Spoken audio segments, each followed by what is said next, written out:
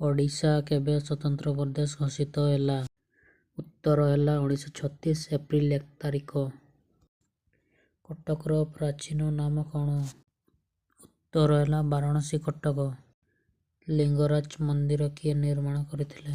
ଉତ୍ତର ହେଲା ଯଯାତି କେଶରୀ। ଓଡ଼ିଶାର ଶେଷ ସ୍ୱାଧୀନ ହିନ୍ଦୁ ରାଜା କିଏ? ଉତ୍ତର ହେଲା ମୁକୁନ୍ଦ ଦେବ।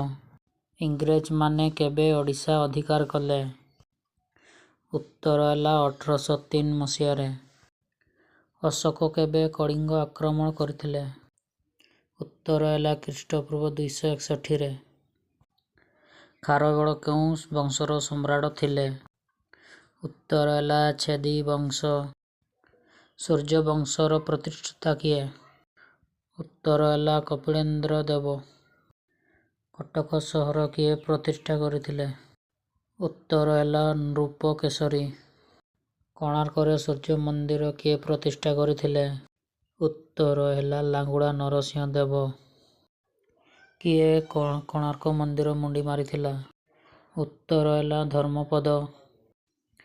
କେଉଁ ରାଜା ଜଗନ୍ନାଥ ମନ୍ଦିର ନିର୍ମାଣ କରିଥିଲେ? ଉତ୍ତର ହେଲା ଚୋଳଗଙ୍ଗ ଦେବ ଓ ଅନଙ୍ଗ ଭୀମଦେବ।